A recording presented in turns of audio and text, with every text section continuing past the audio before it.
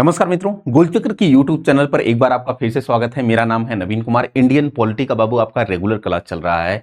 आज बारी है बहुत इंपॉर्टेंट टॉपिक की, जिसका नाम है राज्य के नीति निर्देशक तत्व। बहुत इंपॉर्टेंट है। इससे पहले वाला जो टॉपिक आपका चलाया गया था वो फंडामेंटल राइट था। जितने भी टॉपिक आपके चल रहे हैं, डिटेल से चल रहे हैं, उसके आधारित प्रैक्टिस भी हम कर रहे हैं। उस पर जो क्वेश्चंस आए हुए हैं या आने की संभावना है आपके पेट के एग्जाम के लिए, पुलिस के एग्जाम के लिए, एसएससी के कोई भी एग्जाम के लिए, रेलवे के कोई भी एग्जाम के लिए, अगर आप पॉलिटी पढ़ रहे हो तो आप 1 महीने बाद अपने आप को कंफर्टेबल जोन में पाओगे। बस जरूरत इस बात की है कि आप अपना पेन और कॉपी अपने पास रखिएगा। एक एक फैक्ट पर विचार हम करेंगे, एक एक फैक्ट आप लिखते जाएंगे। कल को होगा कि आप जो है पूरी तरह एक नोट्स बना लेंगे और उसको रिवीजन करने में आपको आसानी होगी। आज बारी है राज्य के नीति निर्देशक तत्वों की। राज्य का नीति निर्देशक तत्व कहां से ग्रहण किया गया, कितने अनुच्छेद होते हैं, 36 से लेकर के 51 तक अनुच्छेदों में क्या बातें कही गई हैं, उदारवादी अवधारणा, समाजवादी अवधारणा, गांधीवादी सिद्धांतों के अंतर्गत कौन कौन से अनुच्छेद इसमें आते हैं, इसकी प्रकृति क्या होती है, सब कुछ इस पर हम लोग विचार करेंगे। ठीक ना।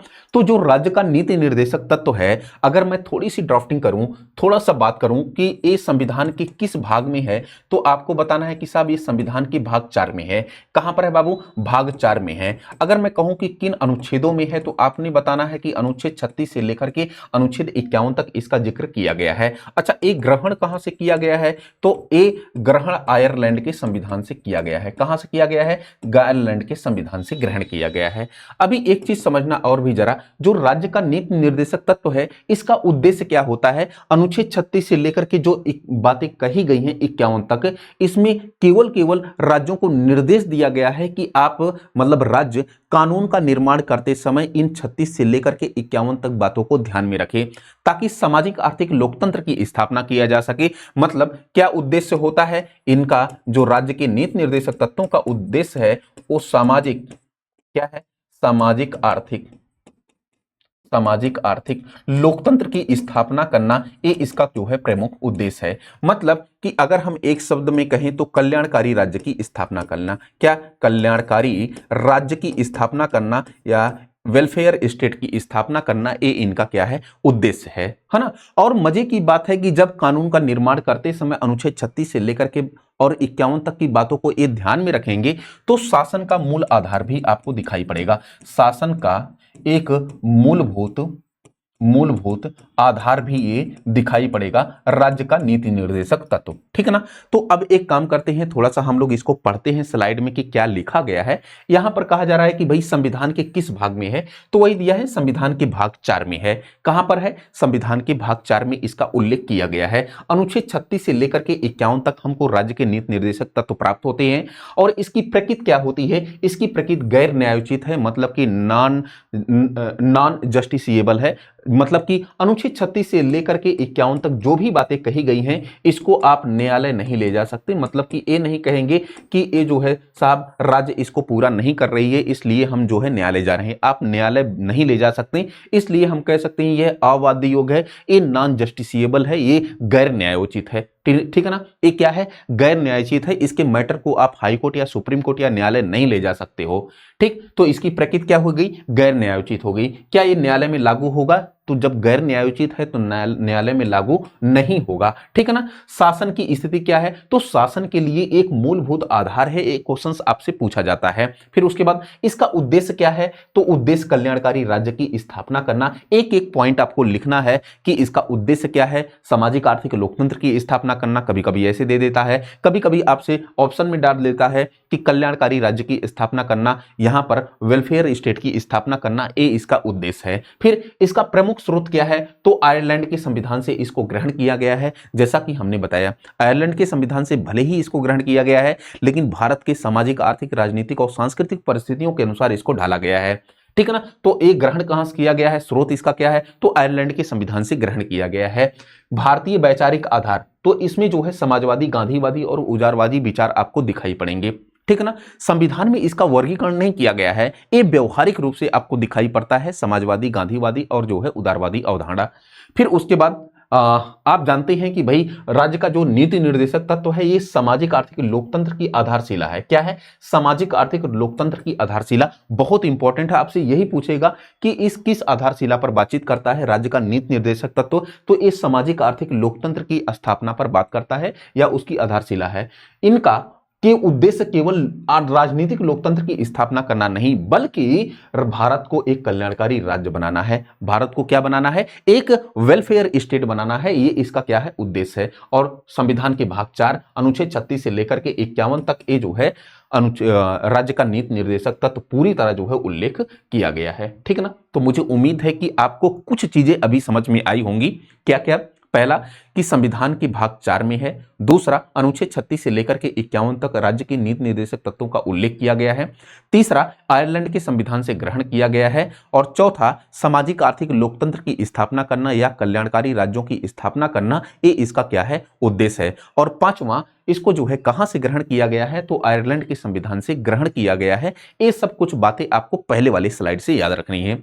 चलें आगे। और एक छठा भी याद रख सकते हैं कि इसका जो प्रकृति है, इसका जो नेचर है वो कैसा है? गैर न्यायोचित है। मतलब कि इसकी मैटर को ले जाकर के आप हाई कोर्ट या सुप्रीम कोर्ट नहीं जा सकते हैं, न्यायालय नहीं जा सकते हैं। क्लियर? आते हैं राज्य के नीति निर्देशक तत्व कहां से ग्रहण किया गया है। तो आपको केवल बस ये याद रखना है कहां से ग्रहण किया गया है? आयरलैंड के संविधान से। आयरलैंड के संविधान में था ये, आयरलैंड के संविधान में था, लेकिन इसको भारतीय नीति निर्माताओं ने जब आयरलैंड के संविधान से ग्रहण किया तो इस पर जो है भारत के राजनीतिक, सामाजिक और सांस्कृतिक और आर्थिक परिस्थितियों के अनुसार इस राज्य के नीति निर्देशक तत्वों को ढाला है। अपने अपने मतलब की जो है आवश्यकताओं के अनुसार ढाला गया है। और इसके अलावा इस जो है राज्य के नीति निर्देशक तत्व में गवर्नमेंट ऑफ इंडिया एक्ट 1935 का जो है प्रभाव दिखाई पड़ता है। साथ ही साथ इस पर जो है गांधीवादी प्रभाव दिखाई पड़ता है, उदारवादी प्रभाव दिखाई पड़ता है और जो है समाजवादी प्रभाव दिखाई पड़ता है। तो अगर मैं कहूं कि केवल आयरलैंड से ग्रहण कर लिया गया, बात सही है, लेकिन इसको हमने अपने अनुसार जो है ढालने का प्रयास किया। क्लियर? इतनी बातें। अब यहां पर आना जरा नेक्स्ट। यहां पर देखिए हम लोग अब जो है अनुच्छेद 36 से लेकर के 51 तक जो भी बातें कही गई हैं, एक एक अनुच्छेदों को लेकर के पूरा डिटेल से बातचीत करेंगे। अच्छा, इसलिए मैं थोड़ा सा डिटेलिंग आपको देता हूं ताकि कल को आप एसआई का एग्जाम दें, आप जो है लोअर पीसीएस का एग्जाम दें, कल को आप जो है समीक्षा अधिकारी का एग्जाम दें, तो आपको किसी प्रकार की कंटेंट को लेकर के प्रॉब्लम ना हो। मैं इस प्रकार का लेवल आपको दे रहा हूं कि अगर आप पीसीएस के एग्जाम तक भी बैठते हैं तो आपको समस्या नहीं होगी। ठीक है ना? यहां पर कह रहा है कि भाई अनुच्छेद 36 से लेकर के 51 तक पूरा आर्टिकल वाइज हम विवरण आपको देंगे और अनुच्छेद 36 में एक एक पॉइंट आपको क्लियर करेंगे। अगर मैं कहूं कि साहब अनुच्छेद 36 में क्या लिखा गया है, तो आप बताओगे कि साहब राज्य की परिभाषा है। क्या है? राज्य की परिभाषा है। अच्छा, राज्य की परिभाषा और भी कहीं आपको दिखाई पड़ी थी क्या? हाँ साहब, राज्य की परिभाषा अनुच्छेद 12 जब हमने मूल अधिकार पढ़ा था तो वहां पर हमको दिखाई गई थी। राज्य की परिभाषा का अर्थ वही होता है।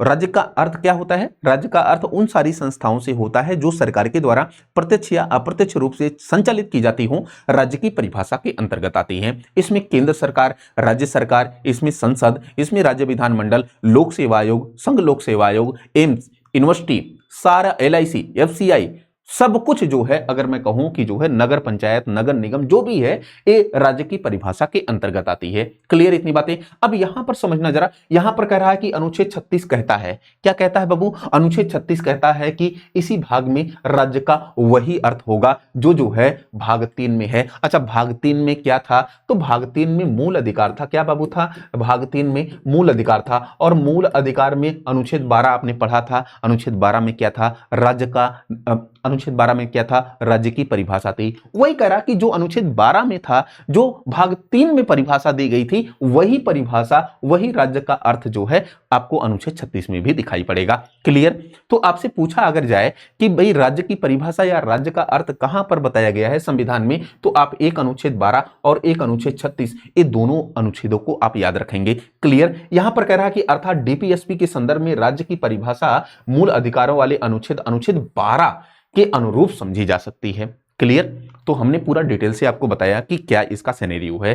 चलें आगे। अब यहां पर एक चीज समझना जरा, यहां पर आपको दिया है अनुच्छेद 36, तो क्लियर हो गया कि राज्य की परिभाषा जैसा कि अनुच्छेद 12 में दिया गया है वैसी ही कुछ है।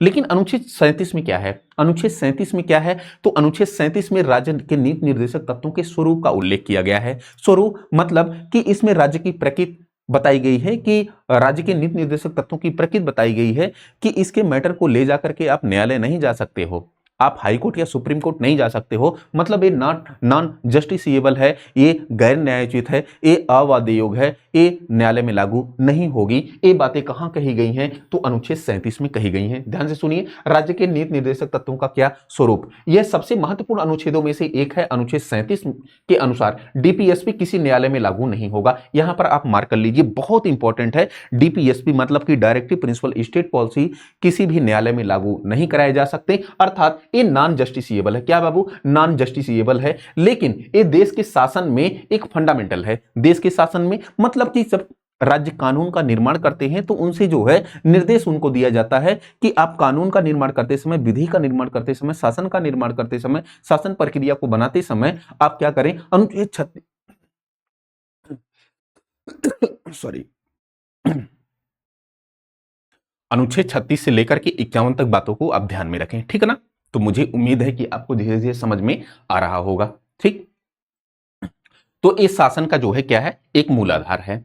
फिर राज्य का कर्तव्य है कि वह कानून बनाते समय इन सिद्धांतों को लागू करे। इसलिए एक महत्वपूर्ण जो है परीक्षा का तत्व है डीपीएसपी गैर न्यायोचित है, लेकिन शासन के लिए मूलभूत आधार है। बहुत इंपॉर्टेंट हमने फैक्ट डाला है, यहां से लेकर के आपके सिविल के एग्जाम में भी क्वेश्चन पूछ देता है, ठीक है। और ये क्या थोड़ा सा जो है मूल अधिकार, तो ये तो नहीं लेना चाहिए था, ठीक है ना, ये अभी के लिए फिलहाल नहीं। यहां पर आइए जरा अनुच्छेद 38 पे, अनुच्छेद 38 पे आइए। अनुच्छेद 38 बहुत इंपॉर्टेंट है, ठीक है ना। अनुच्छेद 38 अभी देखिए, जब हम डीपीएसपी आपको पढ़ा देंगे ना, तो आप मूल अधिकार और डीपीएसपी मतलब कि राज्य के नीति निर्देशक तत्वों के बीच जो डिफरेंसेस होना चाहिए, जो अंतर होना चाहिए, वो अपने आप स्पष्ट कर ले जाओगे। भाई राज्य का नीति निर्देशक तत्व आपको अनुच्छेद 36 से लेकर के 51 तक मिल रहा है, भाग 4 में मिल रहा है, और फंडामेंटल राइट आपको भाग 3 में अनुच्छेद 12 से लेकर के 35 तक मिल रहा है। वो न्याय योग्य है, ये न्याय योग्य नहीं है। वो जो है व्यक्तियों के जो है सर्वांगीण विकास से जुड़ा हुआ था, और ये जो है राज्य के जो है लोकतंत्र, राज्य के कल्याणकारी उद्देश्यों से जुड़ा हुआ है। तो कई ऐसे अंतर हैं जिसको लेकर के आप खुद ही स्पष्ट करेंगे पढ़ने के पूरा बाद। तो एक अनुच्छेद अभी तक आपको मिला अनुच्छेद 36 जिसमें राज्य की परिभाषा, और फिर अनुच्छेद 37 जिसमें जो है राज्य के नीति निर्देशक तत्वों के स्वरूप के बारे में बातचीत की गई है, मतलब कि ये जो है नॉन जस्टिसिएबल होगा, ये गैर न्यायोचित होगा। अनुच्छेद 38 पे आइए। अनुच्छेद 38 बहुत महत्वपूर्ण अनुच्छेद है, इसमें जो है सामाजिक व्यवस्था के बारे में बातचीत की गई है। बहुत इंपॉर्टेंट अनुच्छेद है ये। राज्य ऐसी सामाजिक व्यवस्था स्थापित करने का प्रयास करेगा जिसमें, इसमें कहा जा रहा है कि राज्य को ही निर्देश दिया जाता है ना कि राज्य कानून का निर्माण करते समय क्या करेगी। राज्य जो है ये चीजें काम करे। जितनी भी अनुच्छेद 36 से लेकर के 51 तक बातें कही गई हैं, राज्य से अपेक्षा की जाती है कि राज्य इन पर वर्क करे, काम करे, तभी तो सामाजिक आर्थिक लोकतंत्र की स्थापना हो सकती है, तभी कल्याणकारी राज्य की स्थापना हो सकती है। क्लियर इतनी बातें? यहां पर देखना जरा, यहां राज्य से अपेक्षा की जाती है कि राज्य ऐसी सामाजिक व्यवस्था स्थापित करे जिसमें क्या हो? सामाजिक न्याय हो, आर्थिक न्याय हो और राजनीतिक न्याय हो। तो आपको 3 न्याय, सामाजिक, आर्थिक और राजनीतिक न्याय स्थापित करने की जो है एक प्रयास करना चाहिए राज्य को। और फिर यहां पर कह रहा है कि राष्ट्रीय जीवन की सभी संस्थाओं में स्थापित होना चाहिए, और इसके अतिरिक्त राज्य को आय, यहां पर बहुत इंपॉर्टेंट है, राज्य को आय, प्रतिष्ठा, सुविधाओं और अवसरों की असमानताओं को कम करने का प्रयास करना चाहिए। मतलब कि हमारे यहां जो आय की असमानता है, आय की असमानता अगर आप ऑक्सफैम रिपोर्ट देखेंगे तो शीर्ष के 1% लोगों के पास देश की कुल जीडीपी का 40% हिस्सा है। तो ये जो ह्यूज गैप है आय का, इस आय के असमानता को कम किया जाना चाहिए। तो यहां कह रहा है कि जो है कम किया जाना चाहिए किसको? आय की असमानता को। प्रतिष्ठा में जो असमानता है, मतलब कि एक व्यक्ति की प्रतिष्ठा ज्यादा है, सो कॉल्ड वो अलग वर्ग का है, और एक व्यक्ति की प्रतिष्ठा में कम जो है कम है तो ये अलग अलग जो वर्ग हैं उनकी प्रतिष्ठा में अंतर आपको दिखाई पड़ेगा। तो एक कम किया जाना चाहिए, है ना। और फिर उसके बाद सुविधाओं को लेकर के, किसी को ज्यादा सुविधा, किसी को कम सुविधा, तो इनमें जो अंतर है इसको कम किया जाना चाहिए। अवसर की असमानता, भाई अवसर की असमानता, सारे लोगों को अवसर की जो है समानता उपलब्ध करवाइए। जो असमानता है अवसरों में वो जो है क्या होनी चाहिए? कम होनी चाहिए, असमानता कम होनी चाहिए, इसको आपको ध्यान में रखना है, ठीक है। तो कुल मिला जुला करके अनुच्छेद जो 38 है, ए वेलफेयर प्लस जो है जस्टिस प्लस जो है इनइक्वलिटी, ठीक है ना, रिड्यूस, कम करने की बात करता है, असमानता को कम करने की बात करता है, ठीक है। तो ये आपका अनुच्छेद 38। मुझे उम्मीद है कि अनुच्छेद 38 आपको पूरा डिटेल से हमने बताया। अनुच्छेद 39, मैंने कहा था आपसे बार बार कि एक एक अनुच्छेदों को लेकर के हम विचार करेंगे, कोई भी टॉपिक आपका छूटेगा नहीं, इसलिए कि आपका एग्जाम अब कोई सतही एग्जाम नहीं रहा है, आपको गहराई से क्वेश्चंस पूछा जा रहा है। ठीक है, अनुच्छेद 39 जरा आना। अनुच्छेद 39 में जो है राज्य के नीति निर्देशक तत्वों के आपको बहुत से सिद्धांत मिलेंगे, ठीक है ना, इसमें बहुत से टॉपिक मिलेंगे। अनुच्छेद 39 A B C D E F बहुत ज्यादा मिलेंगे। तो सारा अनुच्छेद जो है क्या क्या कहता है सबको जो है हम लोग बातचीत करेंगे। तो यह बहुत महत्वपूर्ण और परीक्षा के डायमेंशन से आपका जो है बहुत महत्वपूर्ण अनुच्छेद है। इसमें अनुच्छेद 39 ए में क्या कहा गया है, बी में क्या कहा गया है, और इसमें जो इंपॉर्टेंट है उसको अनुच्छेद जैसे 39 बी और सी बहुत इंपॉर्टेंट है।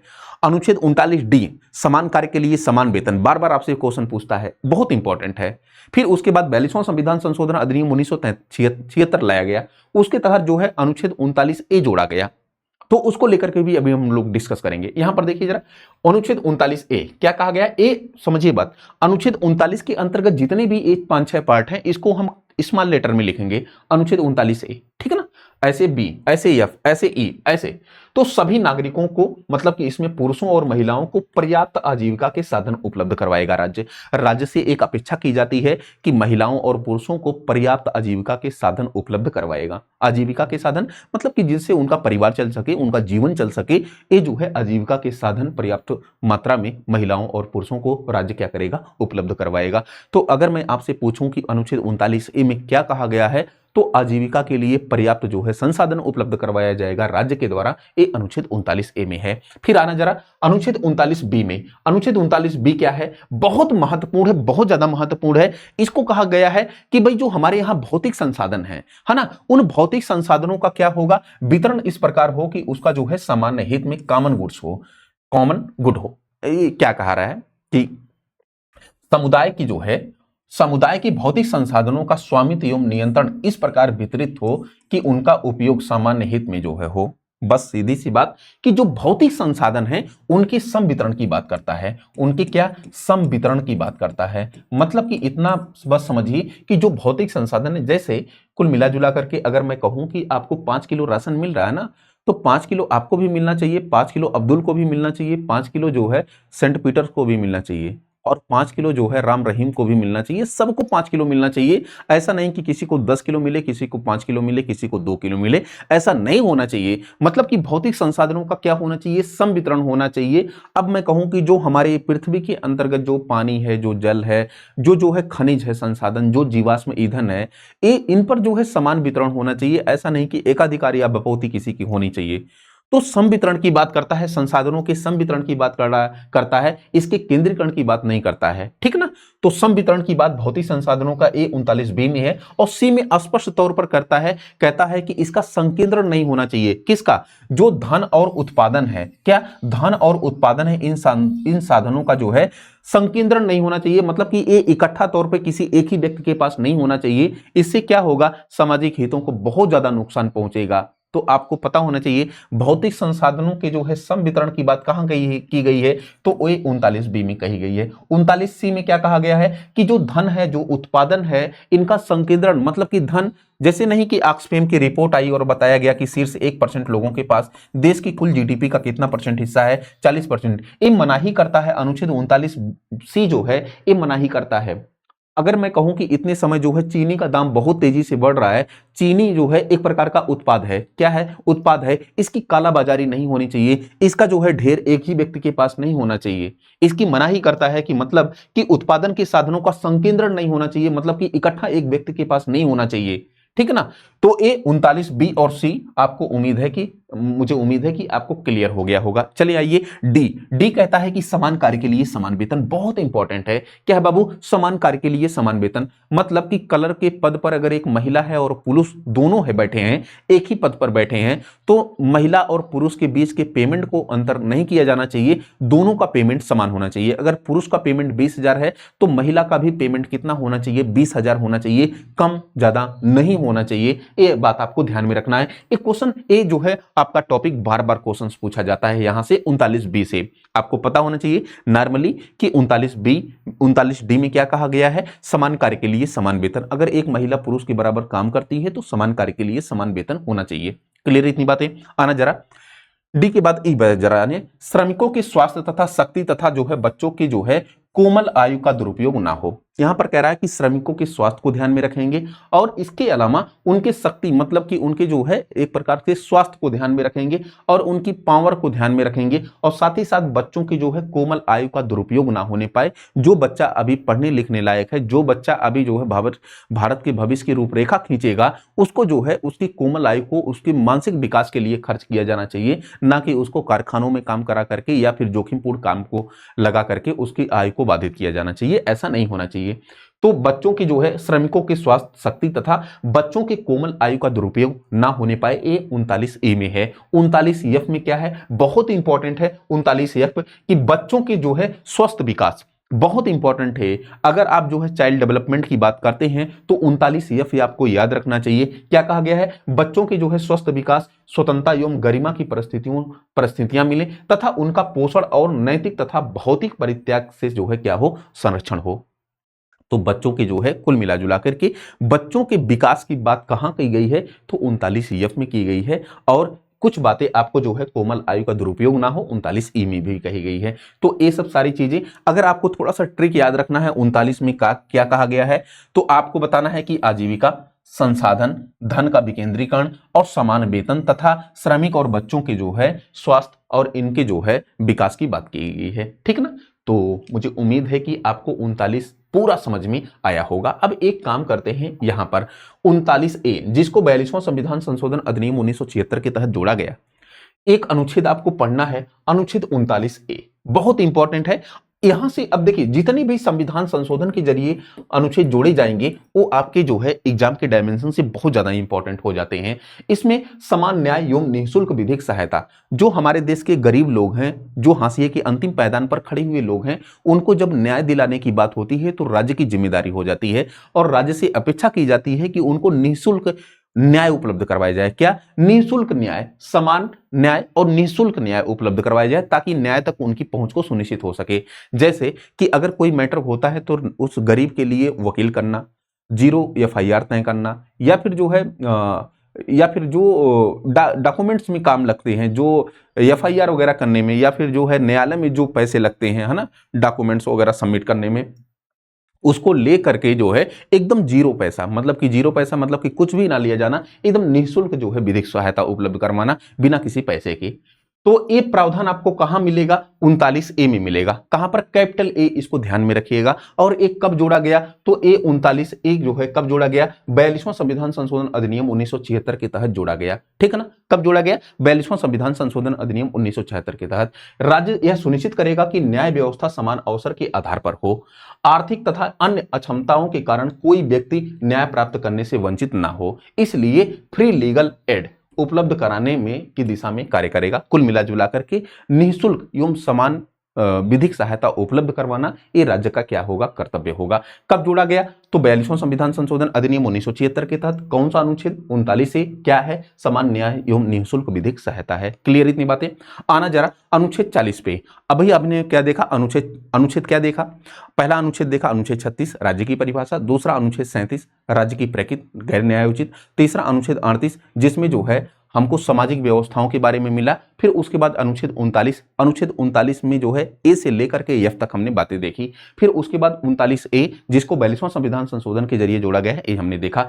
अनुच्छेद 40 में क्या बातें कही गई हैं, इसमें ग्राम पंचायतों के गठन की बात की गई है। क्या, ग्राम पंचायतों के गठन की बात की गई है। ग्राम पंचायत राज्य का यह कर्तव्य होगा कि अपने जो है राज्य के भीतर वो ग्राम पंचायतों का क्या करे, गठन करे। एक गांधीवादी अवधारणा है। गांधी बार बार ये चाहते थे कि गांव का विकास तभी होगा जब ग्राम पंचायतों का क्या होगा, गठन होगा। आपके यहाँ ग्राम पंचायत है ना, उन ग्राम पंचायतों का गठन का प्रावधान कहां पर किया गया है, ये अनुच्छेद बहुत इंपॉर्टेंट है। अनुच्छेद 40 में जो है ग्राम पंचायतों के गठन की बात की गई है। ठीक है ना, राज्य ग्राम पंचायतों का संगठन करेगा और उन्हें ऐसी शक्तियां उपलब्ध करवाएगा जिससे वह स्वशासन की इकाइयों के रूप में जो है कार्य कर सके। मतलब कि राज्य जो है ग्राम पंचायतों का तो गठन करेगा ही करेगा, और साथ ही साथ राज्य को यह उसको शक्ति देनी पड़ेगी कि वह अपने ग्राम के विकास के लिए जो है इतनी पावर रखे कि गांव का विकास हो कर सके। ठीक है ना, यह किस विचारधारा से संबंधित है? तो गांधीवादी विचार से धारा से संबंधित है, बहुत इंपॉर्टेंट है। तो अनुच्छेद आपको याद रखना है कि ये विलेज पंचायत या फिर गांधीयन जो है सिद्धांत से संबंधित है। अनुच्छेद 40 ग्राम पंचायतों के गठन। चलें आगे, यहां पर देखिए बाबू बहुत इंपॉर्टेंट है अनुच्छेद 41। अनुच्छेद 41 क्या कहता है कि काम, शिक्षा और सार्वजनिक सहायता पाने का अधिकार होगा। क्या? काम, शिक्षा और सार्वजनिक सहायता। राज्य अपनी आर्थिक क्षमता, राज्य अपनी आर्थिक क्षमता, यहां देखिए राज्य अपनी आर्थिक क्षमता और विकास की सीमाओं के भीतर काम पाने का अधिकार, शिक्षा पाने का अधिकार, बेरोजगारी में जो है सार्वजनिक सहायता, वृद्धावस्था में पेंशन, बीमारी में जो है सहायता, दिव्यांगता या परिस्थितियों में, जैसी परिस्थितियों में जो है सहायता की दिशा में जो है प्रयास करेगा। यहां पर बस सीधा सा सिंपल सा समझिए कि देश के भीतर, राज्य के भीतर कैसे हैं, बुजुर्ग भी है, महिला भी है, बेरोजगार भी है, अशिक्षित भी है ना, असहाय भी है, दिव्यांग भी है, बहुत लोग हैं। तो यहां पर कहा गया है कि जो विधवा है, जो बुजुर्ग हैं, जो दिव्यांग हैं, इन लोगों के लिए ये जो है सहायता पाने योग्य हैं, इनको सहायता दी जानी चाहिए।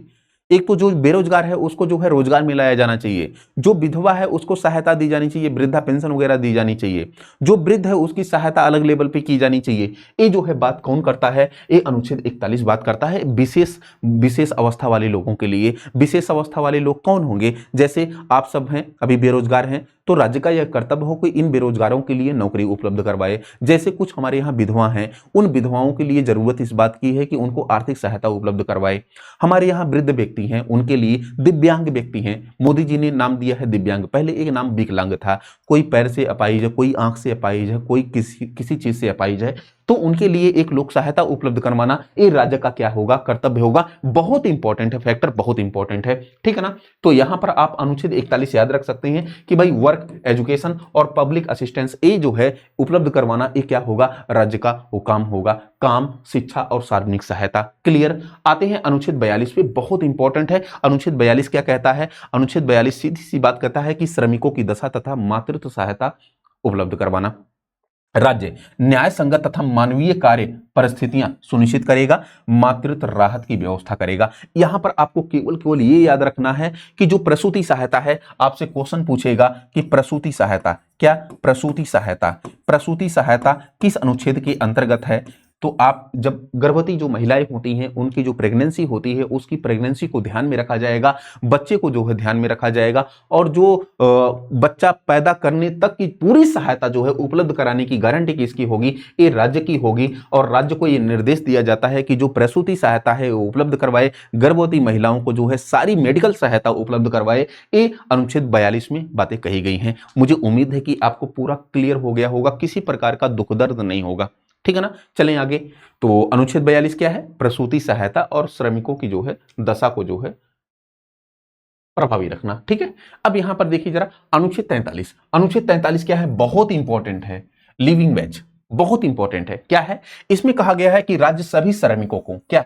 राज्य सभी श्रमिकों को काम, लिविंग वेज मतलब कि निर्वाह मजदूरी, तथा डिसेंट स्टैंडर्ड ऑफ लाइफ मतलब अवकाश, सामाजिक एवं सांस्कृतिक अवसर दिलाने का प्रयास करेगा। इसके साथ ही ग्रामीण क्षेत्रों में कुटीर उद्योगों को जो है व्यक्तिगत तथा सहकारी आधार पर बढ़ाने की बात भी करता है। एक चीज समझिएगा जरा, अनुच्छेद जो 43 है ना, अनुच्छेद 43 सीधी सी बात करता है कि जो कारखानों में श्रमिक लगे हुए हैं, उन श्रमिकों की क्या?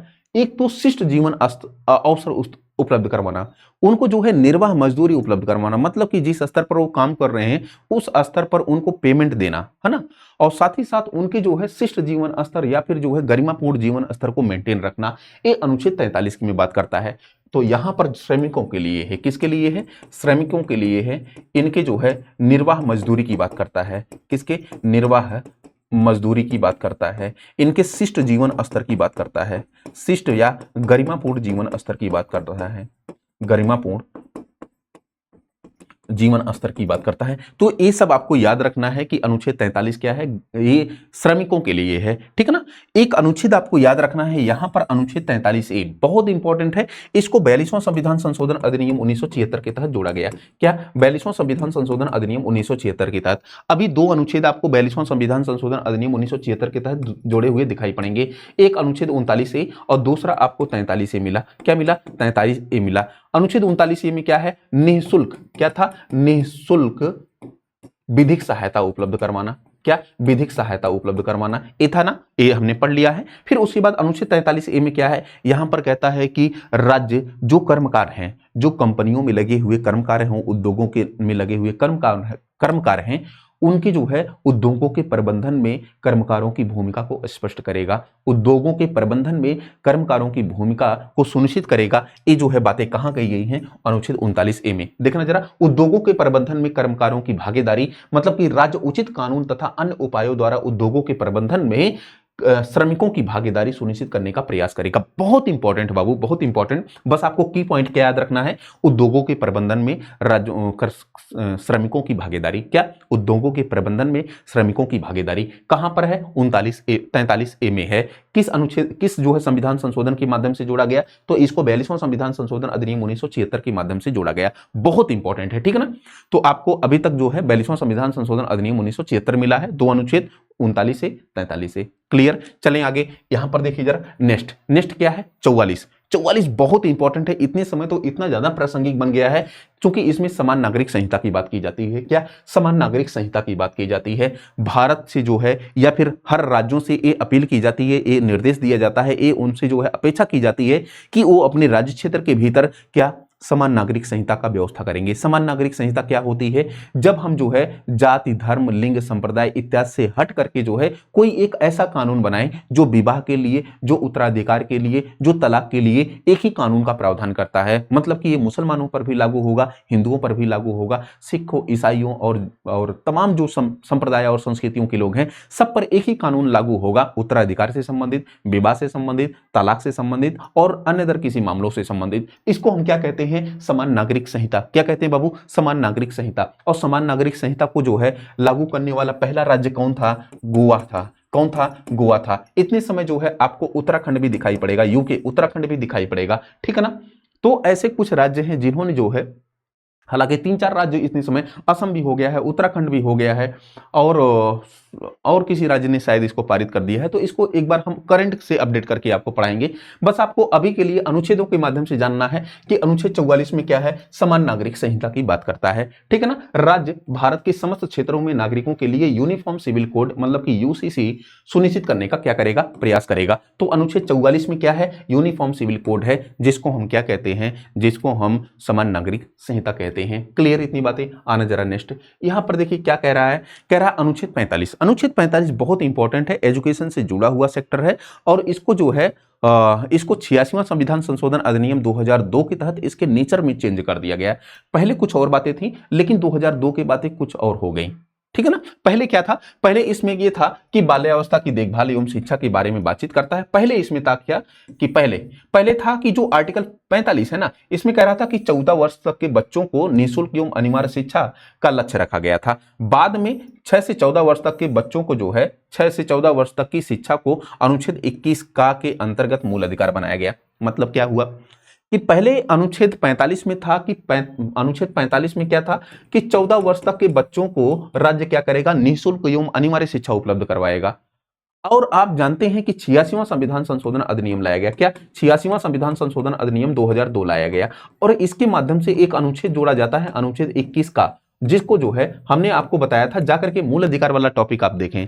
अनुच्छेद 21 का में ये मूल अधिकार बना दिया गया, किसको, शिक्षा को बना दिया गया, और कहा गया कि राज्य का यह कर्तव्य होगा कि 6 से 14 वर्ष तक के बच्चों को निःशुल्क एवं अनिवार्य शिक्षा उपलब्ध करवाई जाएगी। तो ये अनुच्छेद 21 का किसके माध्यम से जोड़ा गया, 86वां संविधान संशोधन अधिनियम 2002 के माध्यम से, ठीक है ना। ये मूल अधिकार बना दिया गया। और पहले जो था 14 वर्ष तक के बच्चों को राज्य क्या करेगा, निःशुल्क एवं अनिवार्य शिक्षा उपलब्ध करवाएगा। अब इसी जो है संविधान संशोधन के माध्यम से अब इसमें जो है चेंजिंग कर दी गई है अनुच्छेद 45 में। अब अनुच्छेद 45 में क्या हो गया है, तो अब राज्य को 6 वर्ष से कम आयु के, सुनना जरा बहुत इंपॉर्टेंट है, नेचर में चेंज किया गया है अनुच्छेद 45 के। पहले 14 वर्ष तक के बच्चों को जो है निःशुल्क एवं अनिवार्य शिक्षा के उपलब्ध कराए जाने की बात थी, लेकिन जब से 86वां संविधान संशोधन अधिनियम 2002 लाया गया है, तब से क्या कहा गया कि भाई राज्य 6 वर्ष तक के बच्चों को क्या करेगा, प्रारंभिक बाल्यावस्था को देखभाल तथा शिक्षा उपलब्ध कराने का क्या करेगा, प्रयास करेगा। ये 6 वर्ष आपको ध्यान में रखना है, ठीक है ना। यहां पर देखिए जरा, परीक्षा में सावधान, अनुच्छेद 45 वर्तमान में below 6 years early child care education की बात करता है, ठीक है ना। तो आपको परीक्षा में ध्यान में रखना पड़ेगा कि 14 वर्ष नहीं, बल्कि अब क्या है, हो गया है 6 वर्ष हो गया, ठीक है।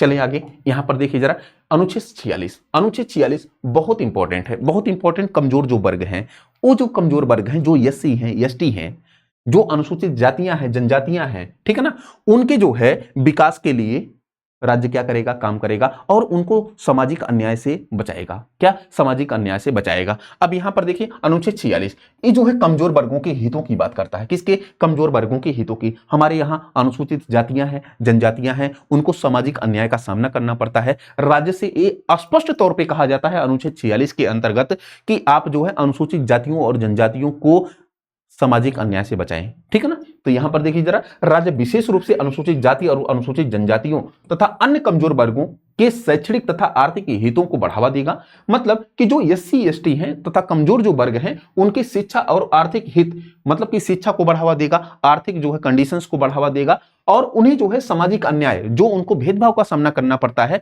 उससे क्या करेगा, दूर रखेगा, है ना। उससे क्या करेगा, दूर रखेगा और तभी सभी प्रकार के शोषण से उनको बचाएगा। मतलब कि इनका एक्सप्लॉयटेशन जो होता है सामाजिक वर्ग पर, सो कॉल्ड जो उच्च क्लास के लोग हैं, अगर इनका एक्सप्लॉयटेशन करते हैं, शोषण करते हैं, तो उस स्थिति में राज्य क्या करेगा, इन एससी एसटी और ओबीसी जैसे लोगों को बचाएगा। ठीक है। अब यहां पर आइए जरा, अनुच्छेद 46 याद रखनी चाहिए, एससी एसटी और वीकर सेक्शंस, है ना, मतलब कि जो कमजोर वर्ग हैं। ठीक। तो ये गांधीवादी अवधारणा से जो है जुड़ा हुआ है। गांधी जो है आप जानते हैं कि अनुसूचित जातियों और जनजातियों के विकास के उत्थान के लिए बहुत सारे प्रोग्राम चलाते हैं। ठीक है। अब अनुच्छेद 47 बहुत इंपॉर्टेंट है, न्यूट्रिशन की बात करता है, आपके स्वास्थ्य की बात करता है। क्या है अनुच्छेद 47? ये जो है पोषण तथा लोक स्वास्थ्य की बात करता है। राज्य का प्राथमिक कर्तव्य यह होगा कि वह जो है पोषण स्तर को मेंटेन करे। क्या? पोषण स्तर को, न्यूट्रिशन स्तर को मेंटेन करे, जीवन स्तर को बढ़ाए तथा लोक स्वास्थ्य में क्या करे, सुधार करे। ये तीन बातें, मतलब कि टोटल इसका जो की पॉइंट्स है वो आपको पोषण के संदर्भ में याद करना है। किसके संदर्भ में बाबू? तो आपको पोषण के संदर्भ में याद करना है कि राज्य का यह कर्तव्य होगा कि राज्य क्या करे, पोषण को मेंटेन करे, न्यूट्रिशन को मेंटेन करे, उनके स्वास्थ्य को मेंटेन करे। ठीक है ना। साथ ही राज्य औषधीय प्रयोजन को छोड़ करके नशीले एवं पेय तथा स्वास्थ्य के लिए हानिकारक मादक पदार्थों का सेवन करने से रोकेगा। मतलब राज्य यह भी करेगा कि एक तो न्यूट्रिशन युक्त जो है आपको सारी सामग्री उपलब्धि करवाएगा, साथ ही साथ राज्य से यह अपेक्षा की जाती है कि आप जो है नशीले पदार्थों और जो ड्रग्स वगैरह हैं, जो नशीली दवाइयां वगैरह हैं, इन पर आप प्रतिबंध लगाएंगे। ठीक है ना। इस शराब पर जो बिहार सरकार ने प्रतिबंध लगाया है ना, अनुच्छेद 47 के कारण लगाया है। कोई भी राज्यों को तो निर्देश दिया जाता है कि आप शराब पर, आप जो है मादक पदार्थों पर, आप सिगरेट पर प्रतिबंध लगाएं। अब योगी सरकार जैसे लोग योगी होकर के अगर प्रतिबंध ना लगाएं तो दुर्भाग्य की बात है, जिसमें राज्य के नीति निर्देशक तत्वों में स्पष्ट तौर पर कही गई है। अब हम गीता को लेकर के चलें, कुरान को लेकर के चलें, बाइबल को लेकर चलें, मनुस्मृति को लेकर चलें और फिर जो है शराब लोगों को पिलाएं या फिर सिगरेट पिलाएं, मेरे ख्याल से ये दुर्भाग्य की बात है। मेरे ख्याल से ये दुर्भाग्य की बात है, क्योंकि संविधान में इससे अच्छी बातें कही गई हैं कि शराब पर बैन होना चाहिए, शराब को बैन करना चाहिए, सिगरेट को बैन करना चाहिए, जो नशीले पदार्थ हैं, नशीली दवाएं हैं, उनको बैन करना चाहिए। क्लियर इतनी बातें। यहां पर देखना जरा अनुच्छेद 47, बाकी यह न्यूट्रिशन और पब्लिक जो है हेल्थ तथा प्रोहिबिशन की बात करता है, प्रतिबंधों की बात करता है, जो नशीली दवाएं वगैरह हैं। ठीक है ना। तो ये आपका अनुच्छेद 47 हुआ। अनुच्छेद 48 जरा देखना, यहां पर कृषि और पशुपालन की बात की गई है। क्या? कृषि और पशुपालन की बात की गई है। तो राज्य से अपेक्षा की जाती है कि जो कृषि की जाएगी, जो पशुपालन किया जाएगा, वो आधुनिक ढंग से किया जाएगा, तकनीकों के माध्यम से किया जाएगा और इसमें जो है नवाचार लाया जाएगा, वैज्ञानिक तथा नवाचार लाने का प्रयास किया जाएगा। देखने जरा अनुच्छेद 48 क्या है कि कृषि एवं पशुपालन, राज्य कृषि एवं पशुपालन को आधुनिक वैज्ञानिक आधार पर संगठित करेगा। किस पर? आधुनिक और वैज्ञानिक आधार पर संगठित करेगा, विशेष रूप से पशुओं की नस्लों के संरक्षण तथा सुधार, गाय, बछड़े तथा अन्य दुधारू या भारवाही पशुओं के वध को रोकने की दिशा में जो है प्रयास करेगा। क्या चीजें हैं एक बार और समझिए। यहां पर है कि एग्रीकल्चर और जो है पशुपालन, राज्य क्या करेगा, इसको आधुनिक और वैज्ञानिक तौर तरीकों से कराने का प्रयास करेगा। क्लियर। दूसरा चीज क्या है? दूसरा चीज है कि जो दुधारू पशु हैं, जो गाय हैं, दुधारू पशु हैं, इनकी जो है वध को रोकने का प्रयास करेगा। तो इस पर कई देशों ने, कई राज्यों ने कानून भी बना रखा है। ठीक। तो ये गांधीवादी अवधारणा से जुड़ा हुआ है। फिर उसके बाद एक अनुच्छेद लाया गया, अनुच्छेद 48A, इसको भी 42वां संविधान संशोधन अधिनियम 1976 के तहत जोड़ा गया है। अभी तक आपको 42वां संविधान संशोधन अधिनियम 1976 के तहत 3 अनुच्छेद मिल चुके हैं। एक तो जो है अनुच्छेद 39A मिला, दूसरा अनुच्छेद 43A मिला और तीसरा जो है अनुच्छेद 48A मिला। ठीक है ना। तो ए 1 39, 43, 48, ए तीनों में लगा हुआ है, तीनों को आपको याद रखना है। ए में क्या है, निःशुल्क एवं अनिवार्य सहायता, विधिक सहायता। 43 में क्या है, 43 में आप जानते हैं कि जो उद्योगों के प्रबंधन में कर्मकारों की भूमिका को स्पष्ट करेगा। और 48 में क्या है कि यहां पर पर्यावरण के संरक्षण एवं संवर्धन का राज्य क्या करेगा, प्रयास करेगा, जो कि यहां पर दिया गया है पर्यावरण के संरक्षण। ठीक है, तो राज्य क्या करेगा, पर्यावरण की रक्षा करेगा, पर्यावरण में सुधार करेगा तथा वन्य जीवों की रक्षा करेगा। इसे 42वां संविधान संशोधन अधिनियम 1976 के तहत जोड़ा गया। क्लियर, तो ये सब बातें आपको याद रखनी है बाबू, कोई चीज भूलना नहीं है। अनुच्छेद 49 क्या है, 49 राष्ट्रीय महत्व के स्मारक, बहुत इंपॉर्टेंट है। राष्ट्रीय महत्व के स्मारक, राज्य का दायित्व होगा कि राष्ट्रीय महत्व के स्मारकों, स्थानों, वस्तुओं के संरक्षण प्रदान करेगा और उन्हें नष्ट तथा विकृत तथा क्षतिग्रस्त होने से क्या करेगा, बचाएगा। बहुत इंपॉर्टेंट है, ठीक है ना। तो आपको पता होना चाहिए कि राष्ट्रीय महत्व के स्मारकों की रक्षा करने का जो एक अनुच्छेद है वो अनुच्छेद 49 है। 50 में क्या है, 50 बहुत इंपॉर्टेंट है, इसको लेकर के पूछा जाता है कि न्यायपालिका से जो है कार्यपालिका का जो है शक्तियों का पृथक्करण। मतलब कि जो न्यायपालिका है उसके कंटेंट को आप अलग रखिए, शक्ति को अलग रखिए, उसके जो है पद प्रतिष्ठा को अलग रखिए, और जो न्याय कार्यपालिका है उसको जो है अलग रखिए। राज्य को दोनों की जरूरत है, दोनों के कार्य अलग अलग हैं, कोई किसी के कार्य में हस्तक्षेप ना करे। मतलब कि न्यायपालिका और कार्यपालिका का जो पृथक्करण है वो कहां है, तो अनुच्छेद 50 में है। अनुच्छेद 51 में क्या है, अनुच्छेद 50 पहले इसको पढ़ लेते हैं कि राज्य की लोक सेवाओं में न्यायपालिका को जो है कार्यपालिका से अलग करने के लिए कदम उठाए जाएंगे। अब इसको जो है न्यायपालिका और कार्यपालिका, तो वही चीजें, ठीक है ना। बस आपको न्यायपालिका और कार्यपालिका का पृथक्करण। अनुच्छेद 51 बहुत इंपॉर्टेंट है। अनुच्छेद 51 अंतरराष्ट्रीय शांति की बात की जाती है। किसकी बात की जाती है, अंतरराष्ट्रीय शांति की बात की जाती है। और ये जो अंतरराष्ट्रीय शांति है ये जो है अनुच्छेद 51 ABCD, लेकिन इस्माल में करिएगा, कैपिटल में आप करेंगे ना, इस्माल में करिएगा, इस्माल में करिएगा। 51 में ए में करेंगे ना तो ए आपको जो है भाग 4 का में चला जाएगा। कहां पर चला जाएगा, ये मौलिक कर्तव्यों में चला जाएगा। इसको आपको ध्यान में रखना है, ठीक है ना, इसको आपको ध्यान में रखना है कर्तव्यों में। तो आपको 51 AB ऐसे इस्माल में याद रखना है, ठीक है। तो यहां पर आइए जरा, अनुच्छेद 51, अब 51 ABCD ऐसे करके आपसे क्वेश्चन पूछ सकता है। तो ए में क्या है, तो अंतरराष्ट्रीय शांति एवं सुरक्षा को बढ़ावा दिया जाएगा राज्य के द्वारा। बी में क्या है, राष्ट्रों के बीच जो है न्यायपूर्ण और सम्मानजनक जो है संबंध बनाए रखे जाएंगे। और 51C में क्या है, अंतरराष्ट्रीय कानून तथा संधि और जो है संबंधित दायित्वों के प्रति सम्मान बढ़ाया जाएगा। और अंतरराष्ट्रीय 51D क्या है, अंतरराष्ट्रीय विवादों को जो है या फिर मध्यस्थता द्वारा निपटाने को जो है प्रोत्साहित किया जाएगा। तो ये कुछ बातें आपको जो है अनुच्छेद 51 से संबंधित आपको केवल ये याद रखना है, अंतरराष्ट्रीय शांति को जो है बढ़ावा देगा, ठीक है। इंटरनेशनल पीस देखिए यहां पर याद रखना है, ये अनुच्छेद 51 इंटरनेशनल पीस, ठीक है। तो ये सब कुछ बातें याद होनी चाहिए आपको। अब मैंने बताया था कि कभी कभी आपसे पूछ लेता है कि जो राज्य का नीति निर्देशक था, तो हमने खत्म कर दिया, आपका राज्य का नीति निर्देशक था तो पूरी तरह कंप्लीट हो गया। अब आपको अगर कोई क्वेश्चन और भी ज्यादा गहराई से जाता है तो ये पूछ सकता है कि गांधी समाजवादी अवधारणा के अंतर्गत कौन से अनुच्छेदों को रखा गया है ना, या कौन से अनुच्छेदों को आप शामिल कर सकते हैं। तो अनुच्छेद 38, 39 से 41, 42, 43 से 47, ये जो है टोटल, बाकी इनको हमने पढ़ाई भी दिया है, इनको अब देख सकते हैं। आपने जाना कि अनुच्छेद 38 में क्या है कि इसमें सामाजिक, आर्थिक तथा राजनीतिक न्याय की बात की जाती है तथा आय, प्रतिष्ठा और असमानता को कम करने का प्रयास किया जाता है। मतलब कि आय की असमानता को कम किया जाएगा, प्रतिष्ठा की जो असमानता उसको कम करेगा। तो ये राज्य 39 में आजीविका संसाधनों के वितरण, धन के संकेंद्रण, ये सब हमने पूरा पढ़ाया था, है ना। 39 से जिसमें न्याय एवं निःशुल्क विधिक सहायता, 41 में शिक्षा, काम, सार्वजनिक सहायता, तो ये सब आपको पूरा पढ़ाया गया है ना। फिर उसके बाद यहाँ पर गांधीवादी अवधारणा के अंतर्गत अनुच्छेद 40 ग्राम पंचायतों के गठन की बात की जाती है। 43 में जो है श्रमिकों के मतलब ग्रामीण कुटीर उद्योग, हाँ, ग्रामीण कुटीर उद्योगों की बात की जाती है। एक तो श्रमिकों के जो है शिष्ट जीवन स्तर और उनको निर्वाह मजदूरी की बात की जाती है, और दूसरा एक सेगमेंट और भी है 43 में कि ग्रामीण कुटीर उद्योगों की स्थापना की जाएगी। ये कहां पर है, अनुच्छेद 43 में है। 46 में क्या है, SC ST इनके लिए जो है इनके जो है उत्थान की बात की गई है। 47 में क्या है, यहां पर नशाबंदी की बात की गई है। और 48 में कृषि एवं पशुपालन तथा गोवध के संरक्षण की बात की गई है, ठीक है ना। तो ये जो है 40, 43, 46, 47, 48 ये आपको याद रखना है। फिर उसके बाद उदारवादी अवधारणा के अंतर्गत आप यहां पर पाएंगे अनुच्छेद 44 जिसमें जो है समान नागरिक संहिता की बात की गई है। 45 6 वर्ष से कम बच्चों के लिए जो है बाल्यावस्था के लिए शिक्षा, और उसके बाद 48A क्या, पर्यावरण के संरक्षण एवं संवर्धन के लिए राज्य कार्य करेगा। फिर अनुच्छेद 49 क्या है कि राष्ट्रीय स्मारकों की जो है सुरक्षा की बात। अनुच्छेद 50 कार्यपालिका से न्यायपालिका का पृथककरण। अनुच्छेद 51 अंतरराष्ट्रीय शांति व्यवस्था को स्थापित रखने का प्रयास राज्य करेगा। तो ये टोटल हमने जो है गांधीवादी, समाजवादी और उदारवादी अवधारणा को पूरा डिटेल से खर्च किया इसलिए कि पूरा टाइम हमने दिया, ठीक है ना। तो आपका जो है राज्य का नीति निर्देशक तत्व कंप्लीट होता है। मुझे उम्मीद है कि आपको समझ में आया होगा, और एक एक अनुच्छेदों का बाबू आप जो है जरूर से जरूर, मैं कहता हूं जरूर से जरूर आप जो है नोट्स बनाएं। कल इसके जो है जितने भी क्वेश्चंस पूछे गए हैं इसकी हम लोग प्रैक्टिस करते हैं। मिलते हैं कल, आज के लिए इतना ही फिलहाल। थैंक यू सो मच, आपने मुझे सुना।